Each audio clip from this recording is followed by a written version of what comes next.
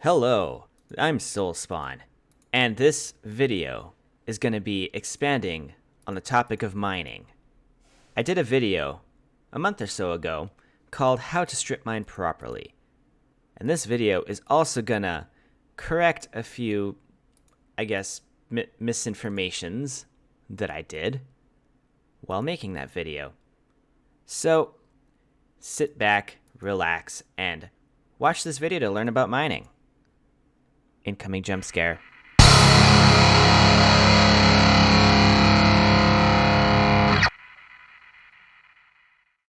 Hey, so you've started a new world, you've gotten all your tools you are gonna need right at the start, you're ready to go underground and get some resources.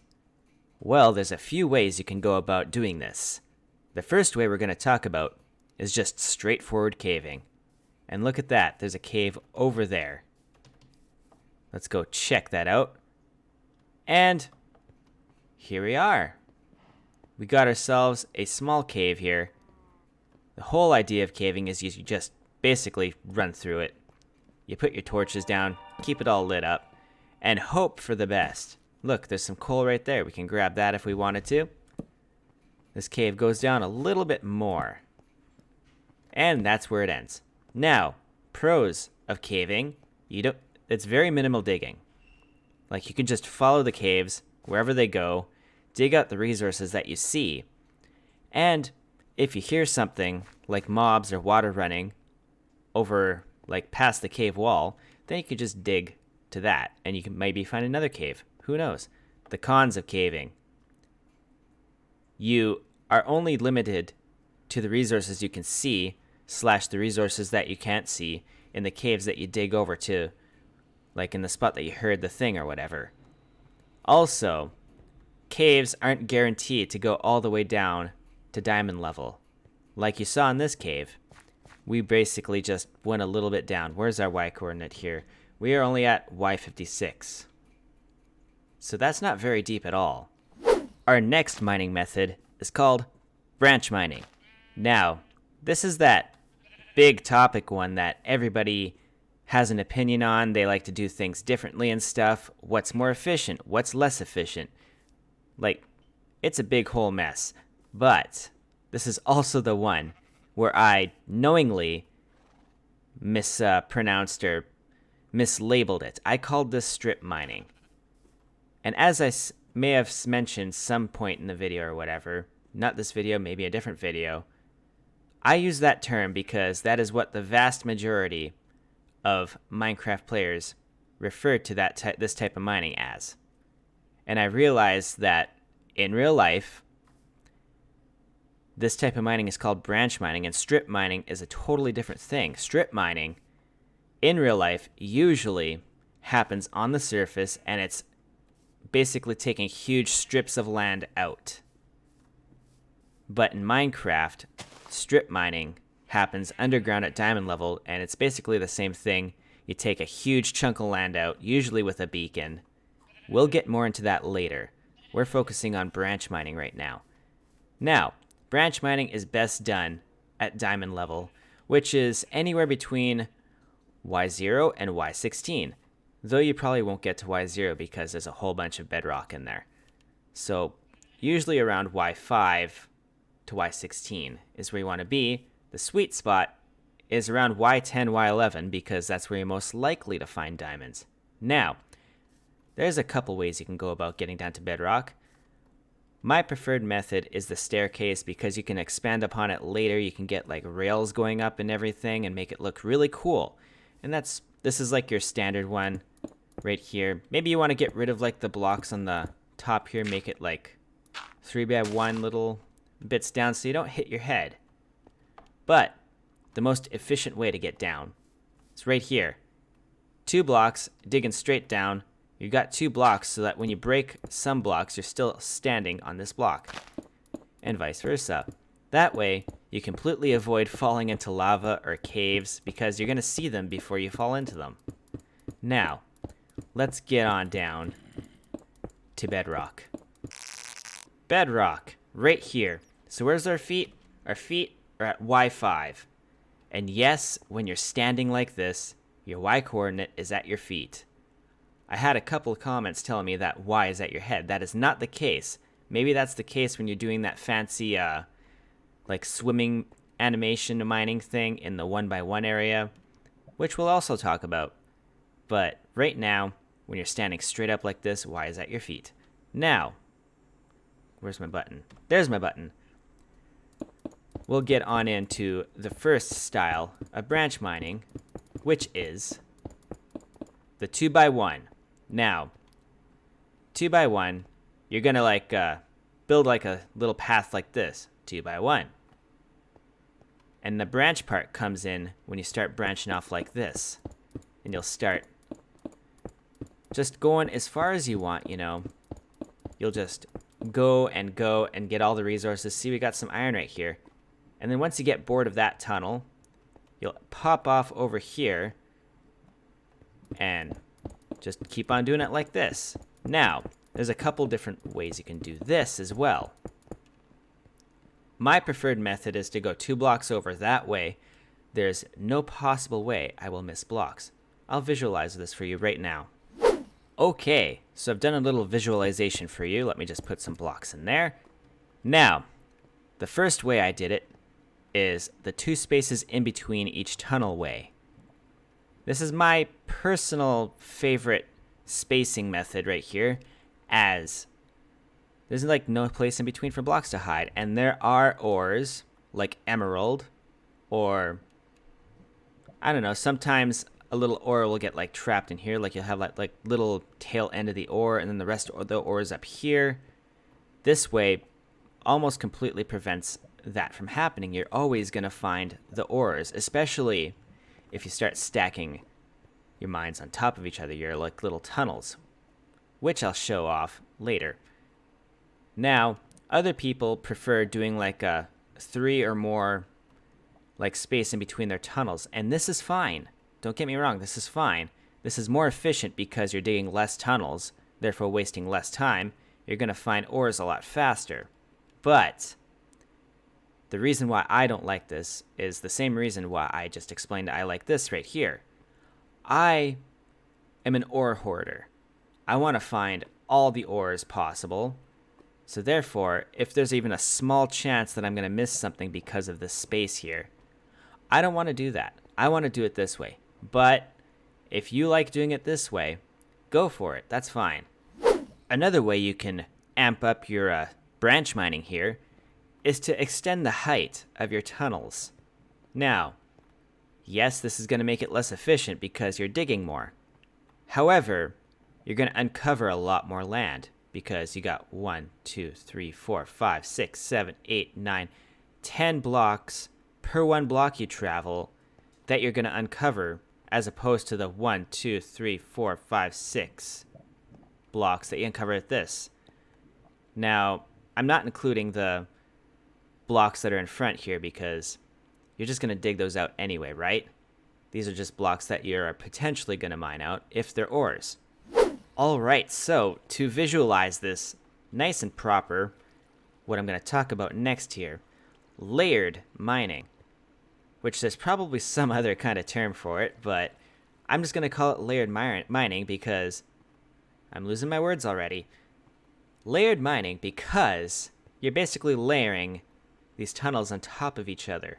And you can go as high up as you want, but doing it the method that you're seeing before you right now guarantees you're going to cover absolute all space that has potential to spawn diamonds. So let me explain this method here. I am using the 4x1 branch mining tunnel method here, as well as the once every 3rd block method right here. You got your 2 blocks in between here, and then the 3rd block you do another tunnel. Now, I will say this is probably the least efficient way to branch mine. However, it's the one that's going to get you rich quick. Or not necessarily quick, just the richest. You're going to get so many ores from this because you're leaving basically no stone unturned, or rather unexposed, in the area you want to mine in anyway. So down here, obviously we're at, where's my F3? There's my F3. Y5. So this is as low as you can go before you start running into bedrock. And yes, I realize I haven't done it yet, but you can go in here and get amongst the bedrock. I've done it a couple times here because diamond does spawn amongst the bedrock here as well. That's the one I like leave until last because it's the most annoying way to mine. You're going to have to push around bedrock. Sometimes you'll find diamond ores that are like in like a little 1x1 space and you won't be able to get to it. But yeah, I digress. Never mind my slight frustration at bedrock. So yeah, you just keep on going like this. And then this goes up to 5, 6, 7, 8. And then you skip 2 blocks just like you would between the tunnels here. And then start your other tunnels. And that'll take you all the way up. Let me up here. I gotta go this way. That'll take you all the way up to Y16 on the top block here. Where are we here? We are at 11. So 12, 13, 14, 15. And that top block up there, that is Y16. That is the highest diamonds can spawn. So, effectively, I've covered all the area diamonds can spawn. Not with this mine because it's a fresh mine, but you get what I'm saying. Now here's a little fun one. This one is the 1x1 method. And same as all the others, you can like put them together as far or close together as you want. But the whole idea of this one is to be efficient. You're only digging 1 block at a time in order to move forward. However, this has one drawback. And that is the fact that if you were to find the ore that you're looking for and dig it out, and then you end up standing up in a block and everything, you're going to have to carry some trapdoors on you. Or one, if you want to break it, because you'll have to do that every time you want to get back into your tunnel. But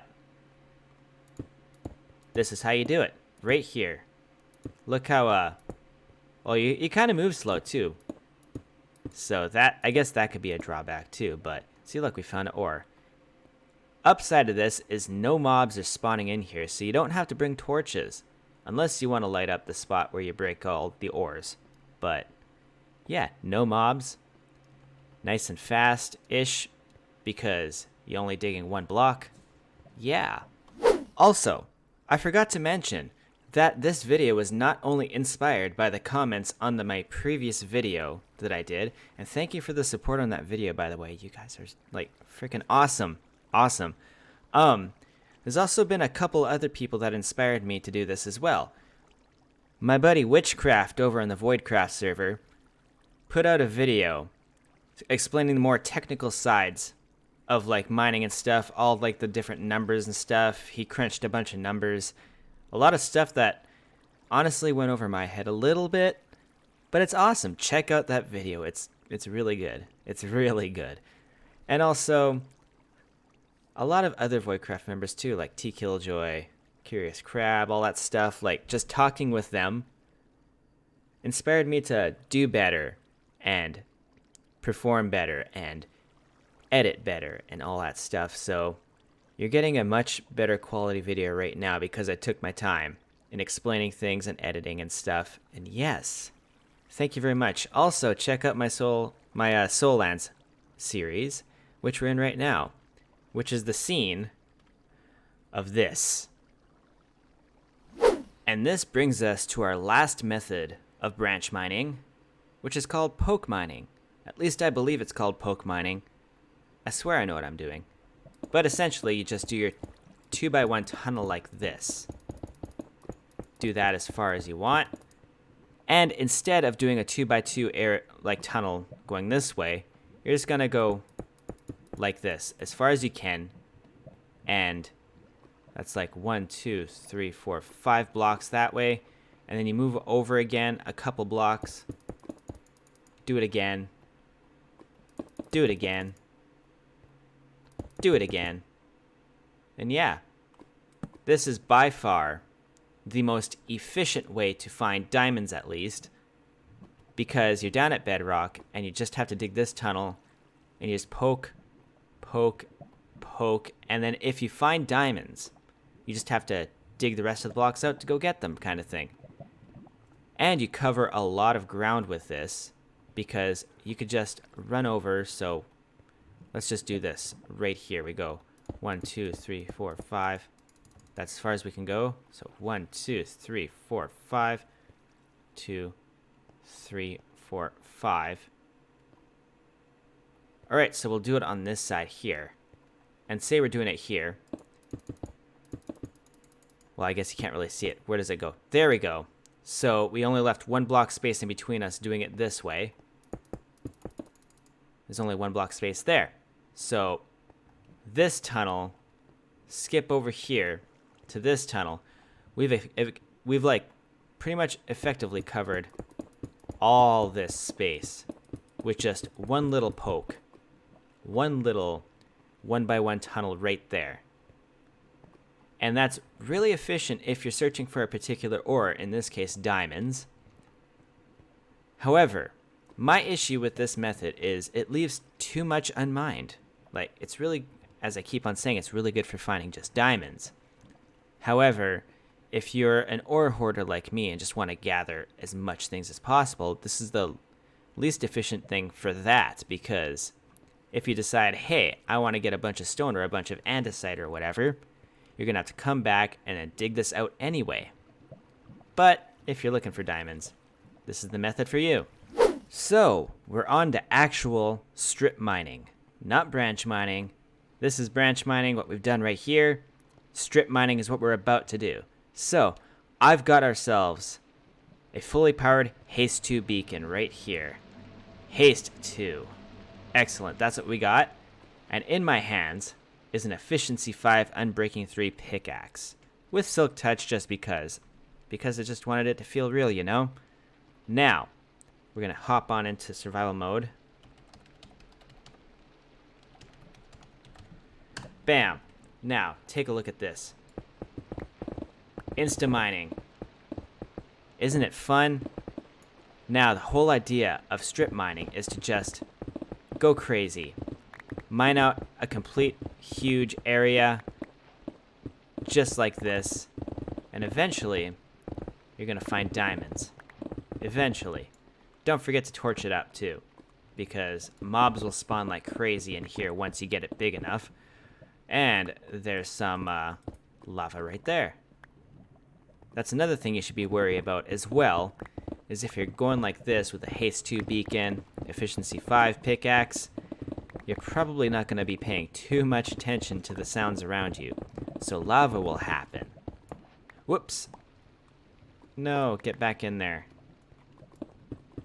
And, yeah, no, there it goes again. I thought I broke it. But yeah, you get the idea. Strip mining, just taking a huge strip of land out. I'm actually surprised we haven't found diamonds yet.